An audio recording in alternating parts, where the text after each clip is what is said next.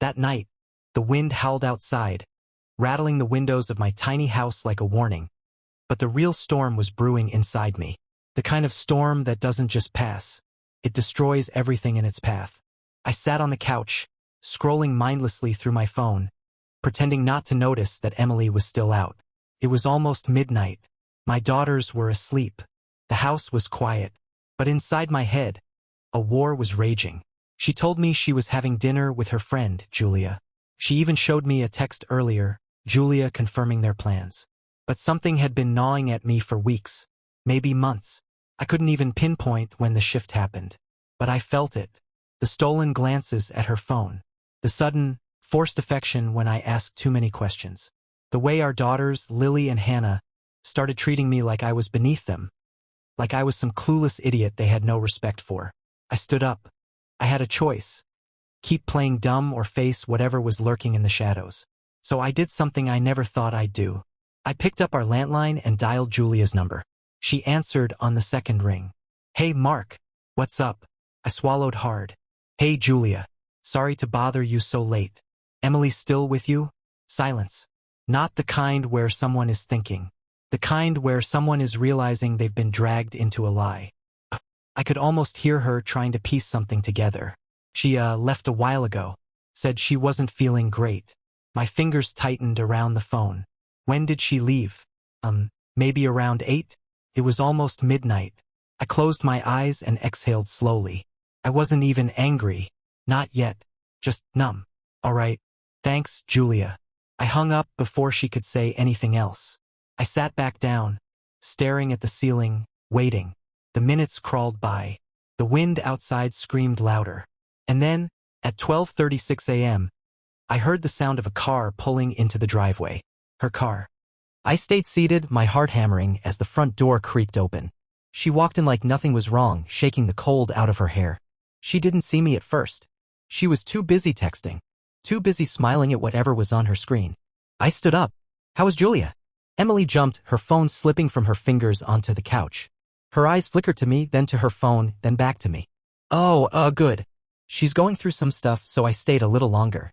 "Yeah?" I took a step closer. "Because I just called Julia." The blood drained from her face so fast I thought she might faint. She opened her mouth. Closed it. Opened it again. "Mark, where were you?" My voice wasn't even loud. Just steady.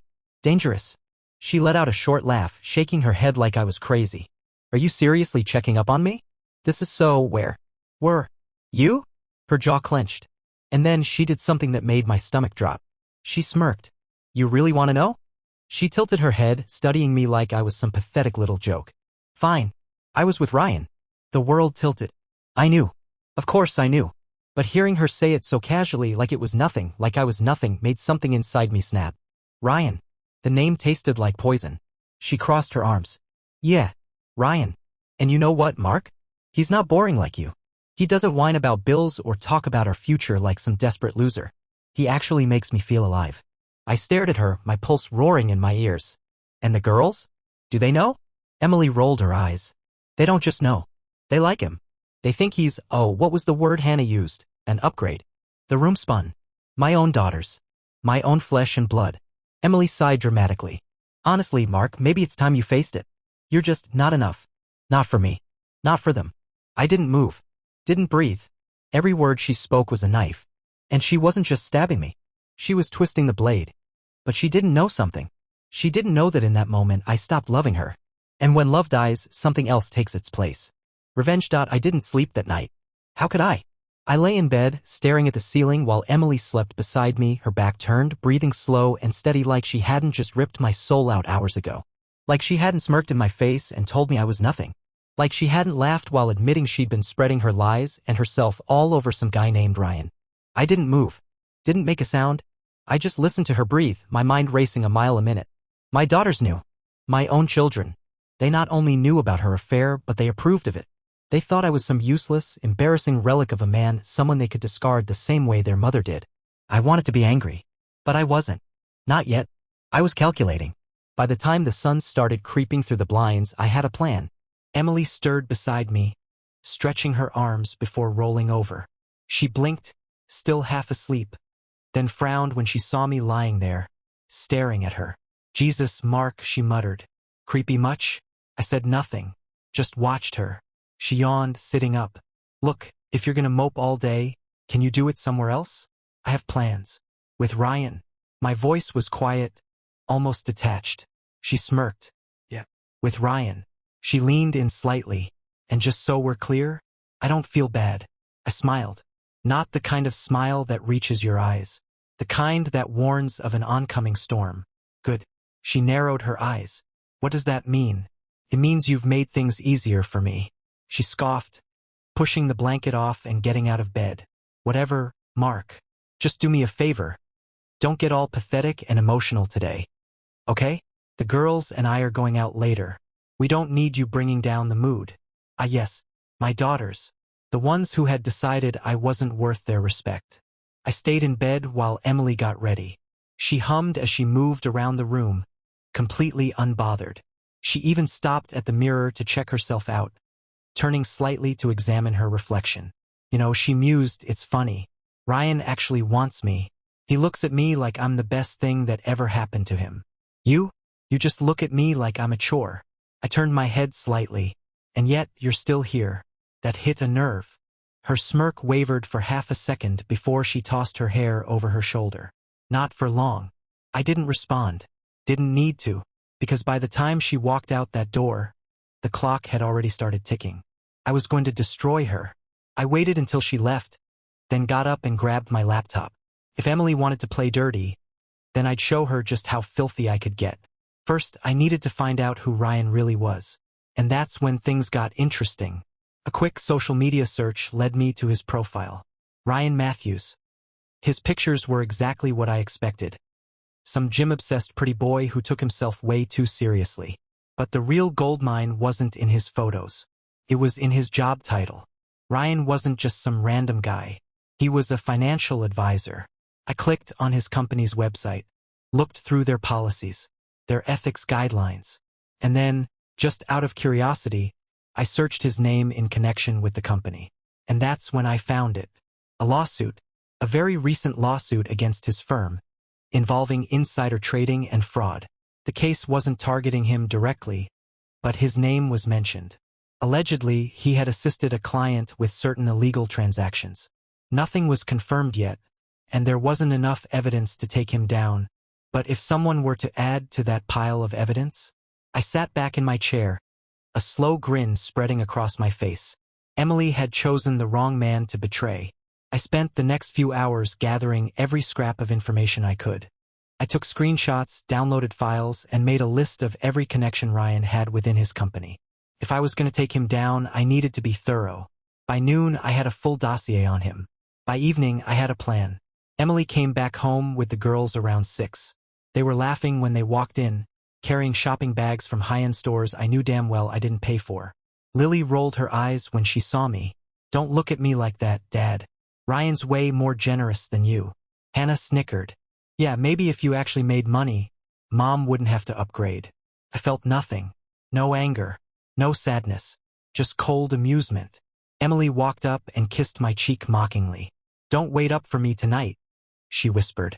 I turned to her, smiling. Oh, I won't. Because by the time she woke up tomorrow, Ryan's entire world was going to burn. The next morning, Emily left early.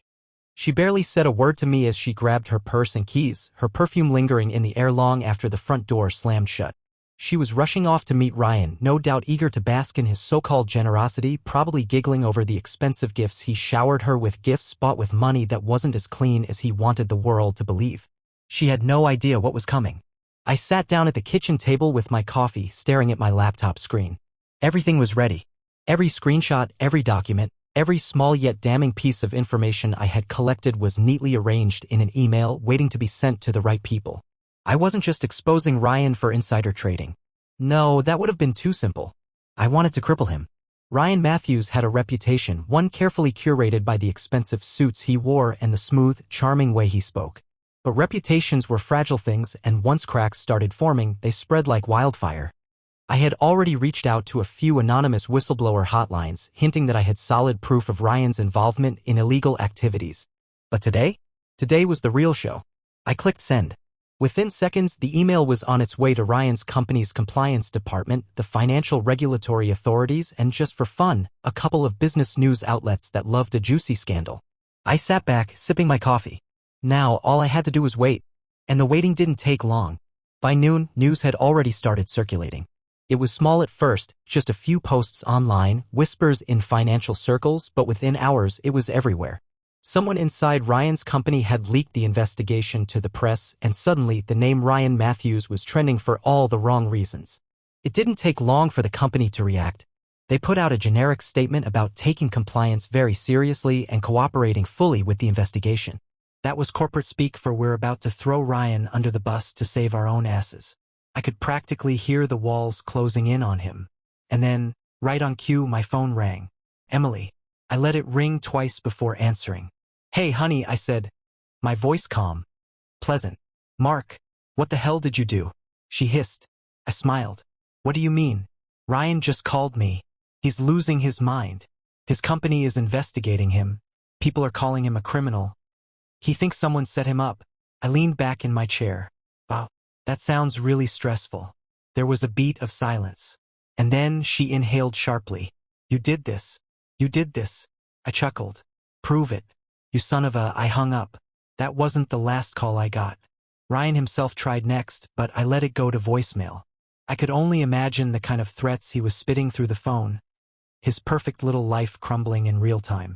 The news kept spreading. More reports came out, and by late afternoon, people were already speculating on whether Ryan would be fired before he could be formally charged. And Emily? She came home furious. The front door flew open, and she stormed in, her heels clicking against the floor. You think you're funny?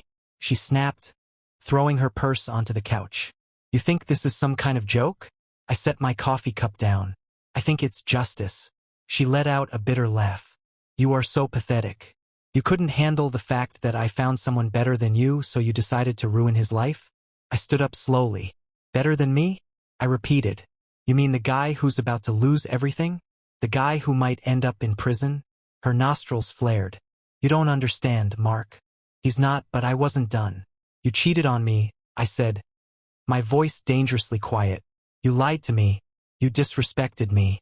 And when I found out, you mocked me. You laughed in my face. Her mouth opened, but no words came out. I took a step closer. And you expect me to just sit there and take it? To let you and my daughters walk all over me while you run off with some fraud? She crossed her arms, trying to regain control. Ryan will fix this. He has connections, I laughed. Emily, Ryan is finished. His company is already cutting ties. His connections are scrambling to save themselves. And the best part? When they find out you were spending his dirty money, they might start looking into you too. Her face turned pale. You didn't think about that, did you? I continued. The shopping sprees? The luxury weekends? If that money came from illegal activity, you're just as guilty as he is. Her hands trembled slightly. You wouldn't. I raised an eyebrow. Are you sure? For the first time, real fear flashed in her eyes. She turned away, running a hand through her hair. I need to go.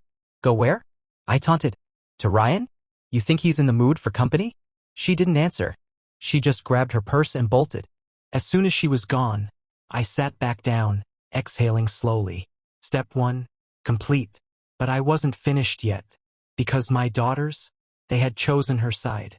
And soon they would regret it. Emily didn't come home that night. Not that I expected her to. She had nowhere to turn except to Ryan, and considering he was probably drowning in legal threats and scrambling to save himself, I doubted he was in the mood to play house with his side piece. But honestly, I didn't care. She was no longer my priority. My daughters were. Lily and Hannah had been distant from me for months. Ever since Emily started poisoning them against me. I wasn't stupid. I knew she'd been feeding them lies, painting me as the pathetic, out-of-touch loser while glorifying Ryan as some kind of real man. And they bought into it. But what disgusted me the most wasn't that they sided with their mother. It was the disrespect, the eye rolls, the snide comments. The way they talked to me like I was some embarrassing failure who didn't deserve to be in the same room as them. And last night? That was my breaking point. They had come home earlier, long after Emily's meltdown, and I was sitting at the kitchen table finishing my coffee. They didn't even acknowledge me at first. Just waltzed in like they owned the place, carrying more bags of expensive clothing bought with Ryan's money, no doubt. Lily was the first to sneer. Wow, Dad. You look even more miserable than usual. Hannah smirked. Guess Mom told you she's finally leaving you, huh? I placed my cup down. Slowly. Lily scoffed. Ugh, can you not do the whole silent brooding thing? It's so lame. Hannah giggled. Maybe if you actually tried to be successful, Mom wouldn't have to find someone better. I exhaled through my nose. Calm. Measured. So, Ryan's better than me? I asked, tilting my head. Lily rolled her eyes. Obviously. Hannah shrugged. Yeah. He actually has money. He takes care of Mom. He takes care of us. What do you do, Dad? Seriously? I stared at them. Really looked at them. And I didn't see my little girls anymore. I saw two entitled, selfish brats who had no idea how cruel the real world could be. Emily had created this. She had turned them into miniature versions of herself. And I was going to fix it. That was last night. And today? Today was when I set my next plan into motion. Phase 2. Cutting them off, the first thing I did was visit the bank. Emily had access to my accounts. I had been stupid enough to trust her with our finances. And for years, she had dipped into my money whenever she pleased. Not anymore. I had already been preparing for this. And now that I had no reason to hold back, I pulled the trigger. I withdrew everything from our joint account and moved it to a new, private one. Then I froze Emily's credit cards, the ones under my name. Then came the house. Our home was in my name. Emily had pushed for me to put her on the deed years ago, but I never did. And thank God for that. Because now she had zero claim to it. The moment she walked out last night, I made my decision. She wasn't coming back. By the time I was done, Emily had no access to my money, no access to my house, and no way to continue living her cushy, consequence-free life. And my daughters? They weren't entitled to my money either. I went home and waited. The meltdown around noon, the first call came in. Emily. I let it ring. Then another call. Then another. Then a text. Mark, my cards aren't working. What did you do? Mark. Answer me. Where's our money? I smiled. She tried calling again. This time I answered. Hey, honey, I said casually. Something wrong? Don't you honey me, you psychopath? She screamed. Where is my money? I leaned back, enjoying this. Your money? Yes. My money. I can't access our account. Oh, I said, feigning concern. You mean my account? Because last I checked, I was the only one putting money into it. Silence. Then you piece of I hung up. Not even a minute later, my front door flew open, and in stormed Lily and Hannah. Dad, what the hell? Lily shrieked. Mom can't get any of her money. She said you're trying to ruin her life. Hannah crossed her arms. Fix it. Now. I looked between them. My own daughters. The ones who had laughed in my face. Mocked me. Treated me like garbage. And now they wanted me to fix it? I stood up slowly. Fix it? I repeated. You want me to fix it? Lily scoffed. Yeah. You can't just cut Mom off like this. How is she supposed to survive? I tilted my head. She has Ryan. Let him take care of her. They shifted uncomfortably. Oh, now they weren't so sure about Ryan? Now that his career was in flames? You don't get it, Hannah said. Exasperated. Ryan's having some issues right now. I smirked.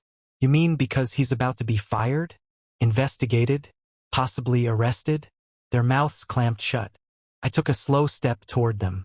You two have spent months looking down on me, treating me like I'm worthless, acting like I'm some pathetic loser who doesn't deserve respect. Dad, I held up a hand. No, you don't get to dad me now. You made your choice. You called Ryan an upgrade. You chose his money over me. So go. Live with him. Their faces paled. Lily forced a laugh. That's not funny. I didn't laugh. I'm not joking. Go live with Mom and Ryan, since he's so generous. Hannah's lip trembled. Dad, please, please. Now they wanted to beg. Now that they were about to be homeless. Now that their sugar daddy had collapsed. I walked to the door and opened it. Leave. They didn't move. Get out. Their eyes filled with tears. But I didn't care. Not after what they had done. Not after they had laughed at me, mocked me, looked me in the eye and told me Ryan was better. They weren't my daughters anymore. They were Emily's. And Emily? She was about to learn what it felt like to lose everything. Lily and Hannah didn't leave right away.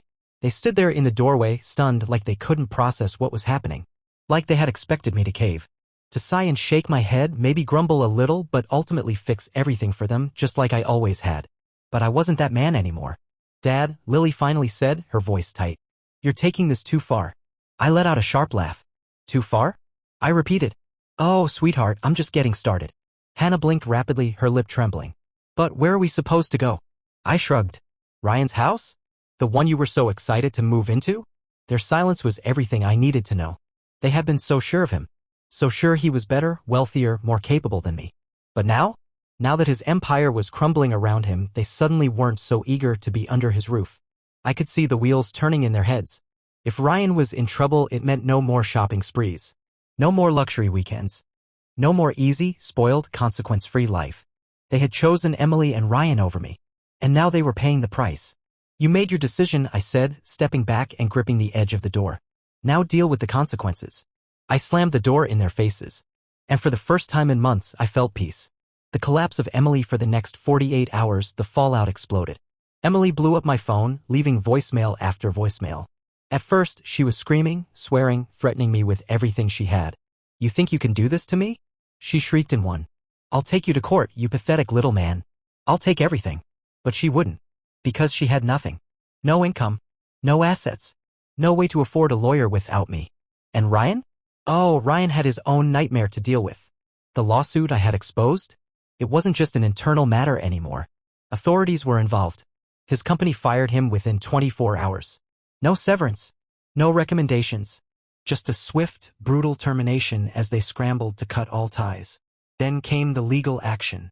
By the time Emily finally got a hold of me, she wasn't screaming anymore.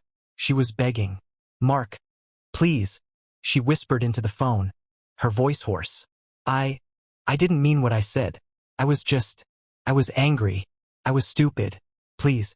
The girls and I hung up. I wasn't interested in her excuses. She made her choice. And now, she could live with it.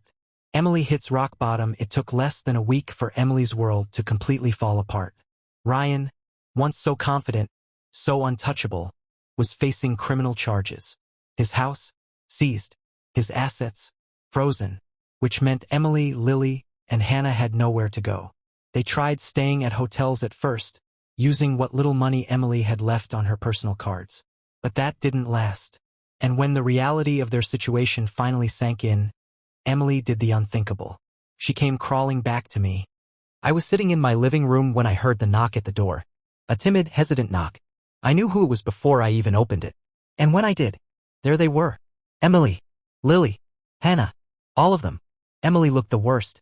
Her usual perfect hair was a mess, her makeup smudged from what I assumed was a lot of crying. She wore the same expensive coat she always had, but now it just looked pathetic, a reminder of the life she used to have before she threw it away. Lily and Hannah stood slightly behind her, shifting uncomfortably, their faces pale. Emily forced a shaky smile. Mark, she said softly, we need to talk. I leaned against the doorframe, arms crossed. Oh? About what? She let out a nervous laugh. Come on. Don't be like this. I raised an eyebrow. Like what? Like you don't care. I tilted my head. Why would I? She flinched. Then, slowly, she swallowed and squared her shoulders. Mark, we need a place to stay. I took a long, deliberate pause. Then, oh, you mean here? She nodded quickly. Yes, just for a little while. Until we get back on our feet. I didn't respond right away. I just let her sweat. Let them all sweat. Finally, I sighed dramatically. I don't know. You see, last time I checked, I wasn't enough for you. Emily's face crumbled. Mark. And you too, I turned to Lily and Hannah, wanted to go live with Ryan, right? They shrank. Hannah spoke first, her voice barely above a whisper. Dad, please. We made a mistake. A mistake? I let out a cold chuckle. No, you made a choice. I looked at all three of them. The betrayers. The ones who had mocked me, humiliated me, discarded me like I was nothing. And now that they were homeless, moneyless, abandoned by the very man they thought was their savior, now they wanted me back. I leaned in slightly, dropping my voice. Did Ryan tell you how much better he was than me? Emily flinched. Lily's lip quivered.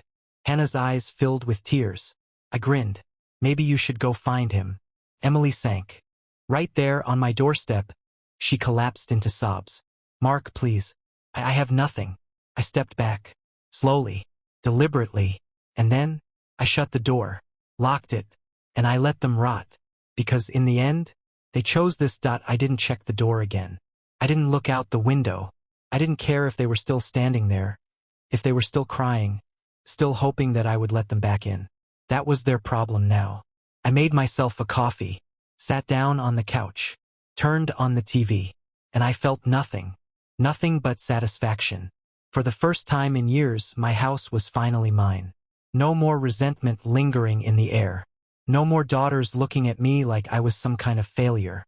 No more wife sneaking out to betray me. Just silence. Beautiful, peaceful silence. And they were out there in the cold. But that wasn't my concern anymore. The reality of consequences. The next day, I went to work like normal. I wasn't about to let Emily and the girls' problems disrupt my life. I had wasted enough time and energy on them. But when I came home later that evening, the second I pulled into the driveway, I saw them. Still there. Emily, Lily, Hannah, sitting on the front steps looking miserable. Emily's eyes were red and swollen, her once perfect hair an absolute mess. Lily's arms were crossed tightly over her chest, her jaw clenched in pure frustration. And Hannah? Hannah just looked defeated. I sighed. I was really hoping they'd be gone by now.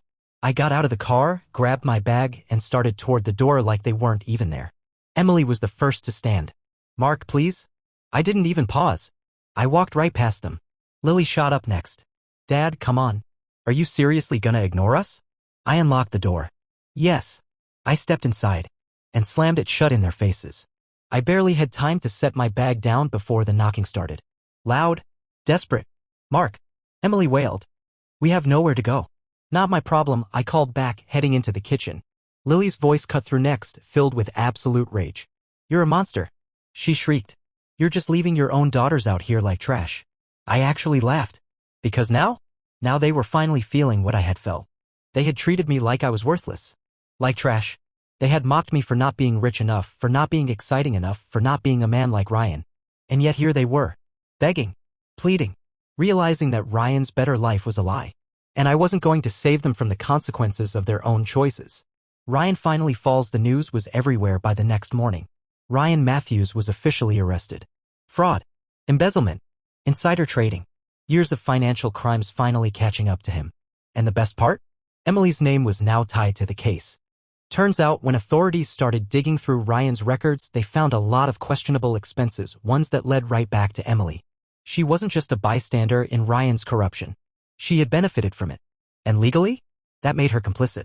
I saw the first article about it while drinking my morning coffee.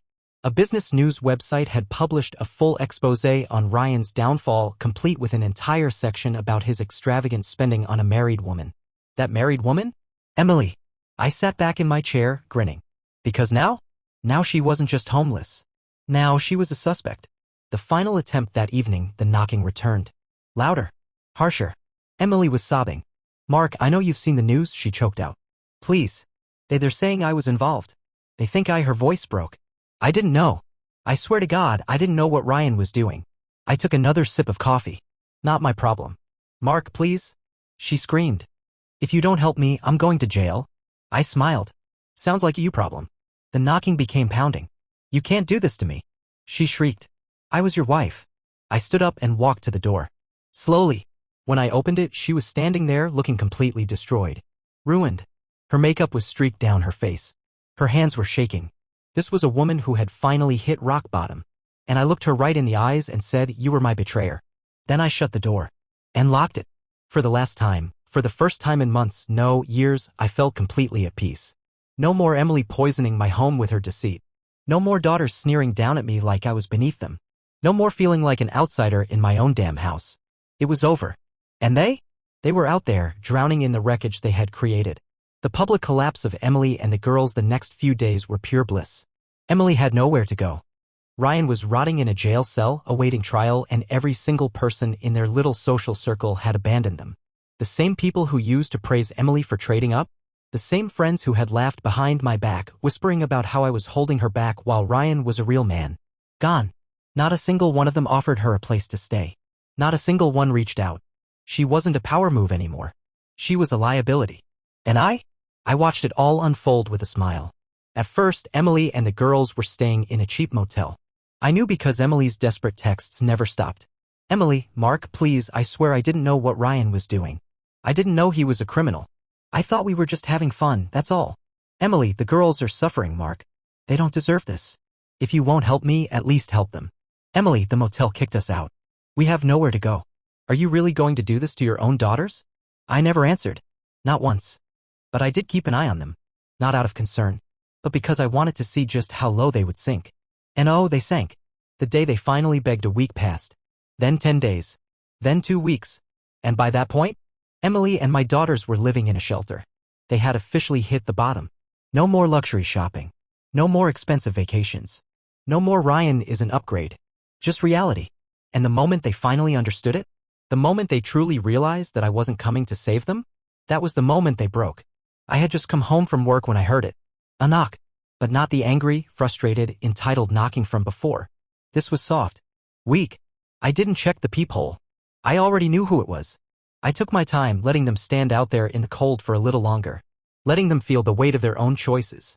Then finally I opened the door. And there they were. Lily, Hannah, and Emily. Emily looked unrecognizable. Her once perfect clothes were wrinkled and worn. Her hair was dull, her eyes hollow. This was a woman who had lost everything. And my daughters? They weren't smirking at me anymore. No more rolling their eyes. No more snarky remarks. No more treating me like I was nothing. Now they were looking at me like I was their last hope. Emily took a shaky breath. Mark, please. I didn't say a word. She swallowed. We made a mistake. Her voice cracked. I made a mistake. She gestured to the girls. They were just following my lead. It's my fault. All of it. Her lips trembled. But please, Mark, don't punish them for my sins. Lily's chin wobbled. Dad, we were sorry. Hannah wiped at her eyes. We were wrong about everything. I stood there staring at them. And for the first time, I saw fear. Not the fear of being yelled at. Not the fear of being scolded. But real fear. The fear of never coming back. The fear of truly losing me. I leaned against the doorframe, watching them closely. You want to come back? Emily nodded frantically. Yes. Just for a little while. Just until we get back on our feet. I'll do anything, Mark. I swear to God, I held up a hand. No. Not you. Emily froze. What? I turned my gaze to Lily and Hannah. Them. My daughter stiffened. Emily's face crumpled. Mark, no. Please. We need each other. You can't just, you already chose Emily. My voice was calm. You chose Ryan. You chose a life without me. I turned to Lily and Hannah. But you? I let the silence hang for a second. You still have a chance. They looked at each other, hesitant. I sighed. You don't have to come back. If you really want to stay with your mother, that's your choice. But if you come inside, understand this, I am your father. Not your wallet. Not your idiot punching bag. And if you ever disrespect me again, you will never set foot in this house again. Lily's lip trembled. Hannah's eyes filled with tears. Then, slowly, Hannah took a step forward. Lily followed. Emily let out a strangled sob. No, please, she begged, reaching for them. You don't have to do this. We can figure something out together. But they didn't look at her. They walked past her. And into my house. Emily collapsed onto her knees, gasping. No. I turned back to her one last time. And for the first time, I saw true regret in her eyes. But it was too late. I shut the door. And this time, I didn't look back. The house was silent after I closed the door. No more pounding. No more screaming. No more Emily. Just me and my daughters. For a few moments, neither of them spoke. They stood there, shifting awkwardly, like they weren't sure if they had really just crossed that threshold. If they had actually chosen to leave their mother outside in the cold. But they had. And now it was time to see if they were ready to face the consequences. I turned to them, arms crossed. Go sit down. Lily hesitated. Dad, we sit. They moved immediately, walking to the couch like two kids about to get scolded. And in a way, that's exactly what was about to happen. I walked into the kitchen, poured myself a coffee, and took my time coming back. I wanted them to sweat, to feel every inch of that uncomfortable silence. When I finally sat down across from them, I could already see the tension in their bodies. Explain, I said simply. Lily swallowed. Dad, we messed up. That's not an explanation. Hannah fidgeted. We thought. She hesitated, then exhaled. We thought Ryan was the better option. We thought Mom was right about you. That you weren't enough. Lily looked down. We were stupid. I took a slow sip of coffee. No. You were selfish. They both winced. You didn't just think Ryan was better, I continued. You mocked me for not being him. You treated me like I was beneath you. You let your mother poison you against me. And now that Ryan's gone, now that you've lost everything, now you want to come crawling back? Silence. Then Hannah's voice cracked. We're sorry, Dad. Lily nodded. We really are. I studied them carefully. Were they truly sorry? Or were they just desperate? Sorry doesn't mean anything, I said, setting my cup down. Not unless you're willing to prove it. Lily perked up. We will. We'll do anything, Dad, I swear. I held up a hand.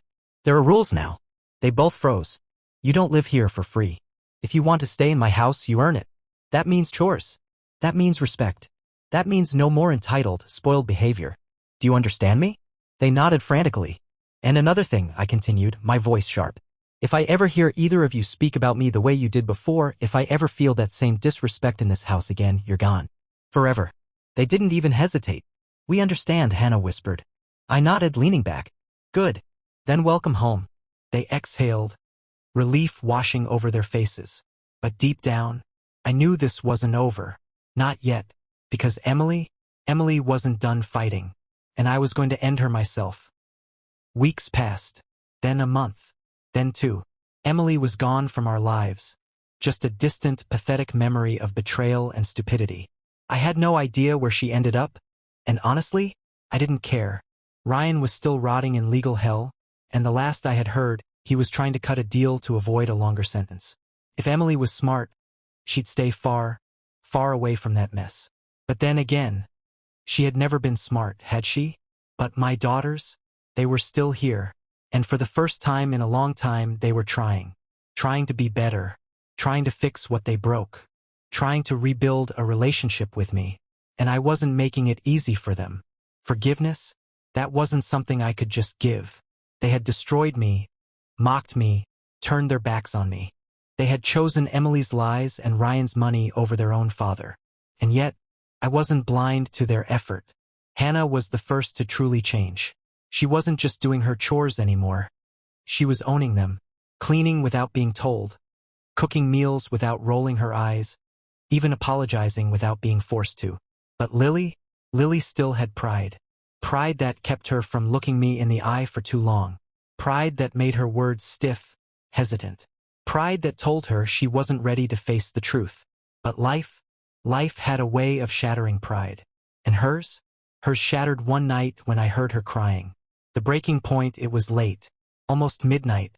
I was heading to bed when I heard it. Soft, muffled sobs coming from the living room. I frowned, stepping closer. And there, curled up on the couch, face buried in her hands, was Lily, crying, breaking. For the first time since she came back, I saw her vulnerable. I stood there for a long moment just watching. Then finally I spoke. Lily. She jumped, wiping her face frantically. I wasn't crying. I raised an eyebrow. Then what were you doing? She sniffled, thinking. I sighed and sat down across from her. Thinking about what? She hesitated. Then, in a small, broken voice, she whispered about how stupid I was. I leaned forward. Go on. She squeezed her eyes shut, shoulders trembling. I treated you like garbage, Dad. I let Mom get in my head. I believed all the crap she said about you being weak and boring. And I thought Ryan was better because he had money, because he bought us things, because he seemed... Her breath hitched. I was wrong. Her voice cracked on that last word. I said nothing. Just let her sit in it. And then, in a whisper so quiet I almost didn't hear it, she said, I miss Mom. A sharp, cold sting ran through my chest. Not because I wanted Emily back, not in a million years, but because I had forgotten that despite everything, despite the betrayal, my daughters had still lost their mother. I exhaled slowly. I know. Lily swallowed hard. Do you hate her? I thought about it. I thought about every lie, every cheating night, every smug smirk she had thrown my way. I thought about how she had tried to ruin me, how she had nearly turned my own daughters into her clones. I thought about the months of agony, humiliation, and rage. And then, I thought about her on my doorstep. On her knees. Begging. Crying. Lost. No, I said finally. I don't hate her. Lily looked at me, startled. You don't? I shook my head. She's not worth hating. She wiped her eyes again, nodding slowly. I think I do. I let out a quiet laugh. You'll get over it. She smiled. A real, genuine smile. And for the first time in so long I saw my daughter again. Not Emily's puppet. Not some spoiled brat. Just Lily. My Lily. And that was enough. The final goodbye. The next morning I got a text from an unknown number. But I knew exactly who it was. Emily, I'm leaving town. I stared at the message for a long moment, feeling nothing. No anger. No relief. No sadness. Just nothing. Then another text came in. Emily, I hope you can forgive me one day. I turned off my phone. Because some people don't deserve forgiveness. Some people choose to destroy themselves. And I wasn't going to waste another second thinking about her. Emily was gone. And I was finally free. The morning was quiet. Peaceful. No more angry phone calls. No more desperate knocks at my door. No more Emily. For the first time in years, I woke up in a house that finally felt like mine. Not a prison. Not a battleground. Not a place where I was constantly mocked, disrespected, and dismissed. Just mine. I made myself a coffee and stepped outside onto the porch. The air was crisp, the sun barely rising over the horizon. And as I stood there, breathing in the cold morning air, I realized something. I had one. Not in a way that left me gloating or smug, no, that would have been too small. Too insignificant for what this truly meant. I had one because I survived. Emily had tried to replace me. Ryan had tried to humiliate me. My own daughters had tried to erase me. And yet here I was. Still standing. Still thriving. Still free. And them? They were gone. Ryan? Rotting in jail. Emily? Disappeared, lost, forgotten. And my daughters? Rebuilding themselves from the ashes of their own mistakes. Poetic justice. I smirked to myself, taking another slow sip of coffee. They had underestimated me. They had looked at me and seen someone they could discard. They had believed I was a weak, pathetic man who would crumble the second they turned their backs. But what they didn't realize, the man they had underestimated, was the one who would ruin them. The future they chose. Lily and Hannah were doing better. Slowly, carefully, learning. They no longer complained about chores. No longer scoffed at the idea of working for what they had. They understood now. And they weren't the same spoiled, arrogant girls who once told me Ryan was an upgrade. Hannah started looking for part-time jobs. She didn't ask me for money anymore, not even for small things. She wanted to prove that she could stand on her own, and honestly, that was the first time I ever felt proud of her. Lily had a harder time adjusting, but one night, she sat me down and, without hesitation, without stuttering, without any excuses, said, "Dad, I'm sorry." And I knew she meant it. The process of rebuilding wasn't easy. It wasn't instant, but it was real. And unlike their mother, Lily and Hannah still had a chance. Because I wasn't Emily. I wasn't the type to throw away people who actually wanted to change. But forgiveness wasn't free. And they knew that now. So they earned it. The last ghost of Emily. I never heard from Emily again. After that last text, she disappeared. No calls. No messages. No attempts to reach Lily or Hannah. And they never asked about her. Not once. They knew deep down that she was never coming back. And maybe that was the biggest punishment of all. She had lost everything. Her house. Her money. Her future. But worst of all, she had lost her own children. And that was the price she paid for her betrayal. Because in the end, she didn't just destroy me. She destroyed herself. And the saddest part? She did it with a smirk on her face, never realizing that the fall was coming. My house, my rules, my life. One night, I was sitting on the couch watching a movie when Hannah walked in. She hesitated before sitting down next to me. I glanced at her. Something wrong? She shook her head. No. Just. I was thinking. I muted the TV. About? She exhaled. Do you ever think about Mom? I stared at her for a long moment. Then finally, I said no. And that was the honest truth. Emily wasn't worth thinking about. She wasn't worth remembering. She was just a lesson now. A lesson in betrayal, consequences, and reality. Hannah nodded slowly, staring at the screen, lost in thought. Then, in the smallest voice, she whispered, "I don't miss her anymore." And that was the moment I knew my daughters were finally mine again. No longer Emily's. No longer Ryan's. No longer arrogant, spoiled brats who thought they were better than me. Just Lily and Hannah. Just my girls. The ones I had saved. The ones who had finally come home. And me? I wasn't a broken man anymore. I wasn't a fool, a joke, a pushover. I was the man who had been betrayed and left behind. And still, I came out on top. Because in the end, I was the last one standing.